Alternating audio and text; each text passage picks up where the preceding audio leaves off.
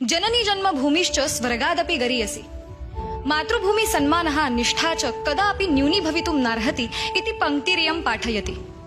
यया भूम्या श्रीरामकृष्णयोः पदस्पर्शः अनुभूतः तादृशी इयं पावनी भूमिः। यस्यां ऋषिभिः तपः आचरितं तादृशी इयं भूमिः। जगद्विषयकं तथ्यं प्रतिपादयन्तः अपौरुषेयाः वेदाः यत्र प्रकटीभूताः सेयं भूमिः। अतएव इयं केवलं भूमिः न, इयं तु संस्कृतिः। नमो नमः सर्वेभ्यः। अहं कुमारी करम्बेळ्कर् अमृता टिळक महाराष्ट्र विद्यापीठतः अस्मि। प्रजातन्त्रस्य जननीतः विश्वमित्रपर्यन्तं भारतदेशः इत्यमुं विषयम् अधिकृत्य नः मातृभूम्याः अद्भुतप्रवासस्य परिचयं कारयामि।